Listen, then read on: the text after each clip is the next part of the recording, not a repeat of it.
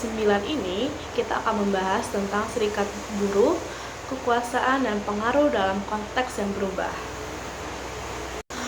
Pada bab ini kita akan membahas penurunan kekuatan serikat buruh di Inggris dalam 30 tahun terakhir, serta potensi dan strategi pembaruan mereka.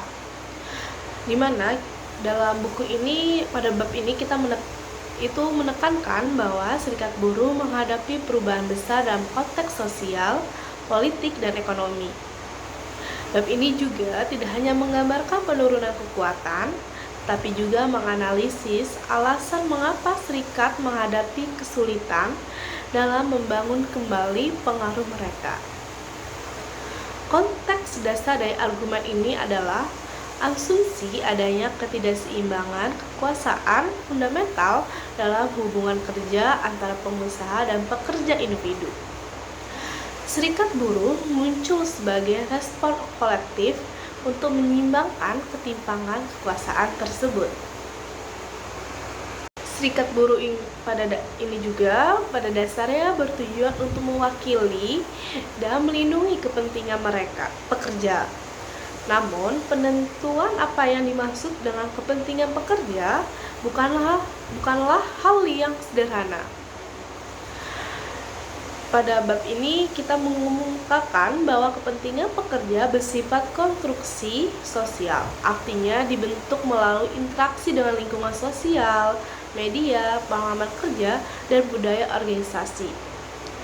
Serikat harus membuat keputusan tentang kepentingan mana yang akan mereka prioritaskan, yang seringkali melibatkan kompromi dan negosiasi di antara kelompok anggota yang berbeda.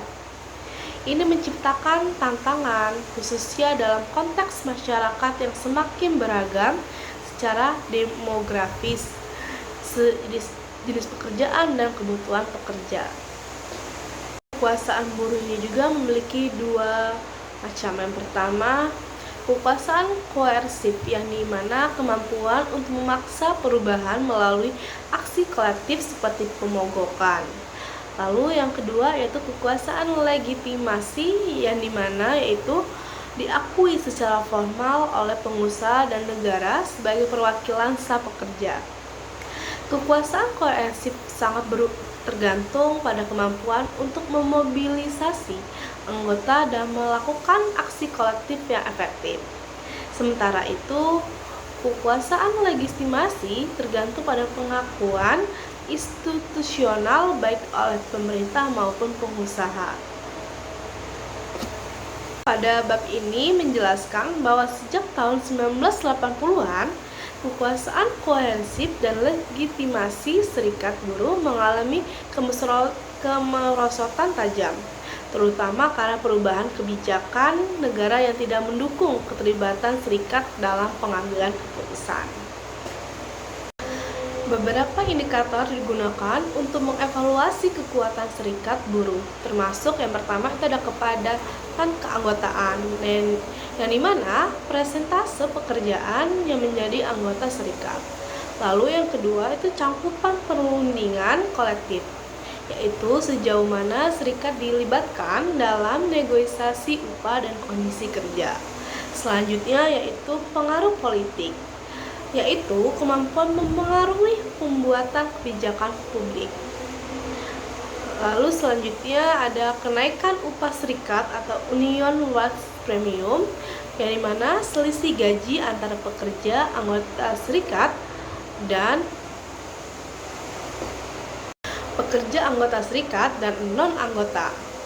Tren menunjukkan bahwa semua indikator ini mengalami penurunan sejak akhir 1970-an di Inggris. Di sini mengidentifikasi beberapa penyebab utama penurunan ini.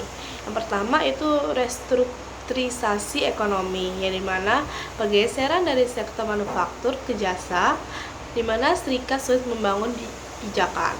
Lalu adanya perubahan teknologi, yaitu otomatisasi mengurangi kebutuhan tenaga kerja rutin, memperlemah basis keanggotaan tradisional. Lalu adanya globalisasi yang meningkatkan persaingan dan menekankan kemampuan serikat untuk meminta konsensi. Lalu ada kebijakan pemerintah konservatif pada tahun 1979 hingga tahun 1997 yang dimana membatasi hak mogok, mengurangi legitimasi serikat, dan memperkuat posisi pengusaha.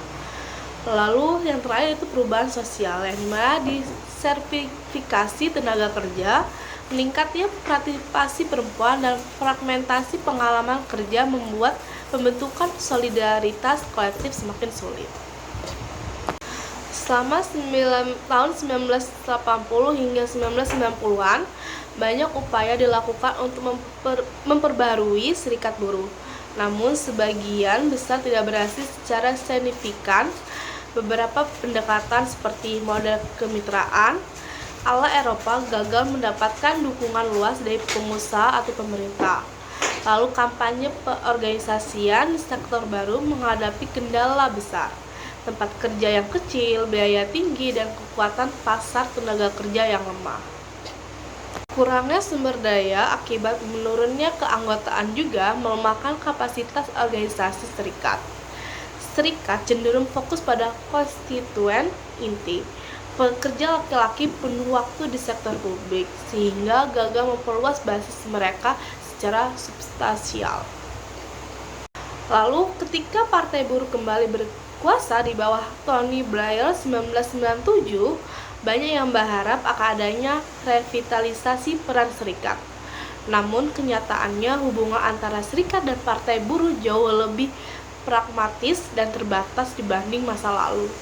Kebijakan jalan ketiga yaitu Three Way tidak memberikan dorongan nyata bagi kebangkitan serikat buruh.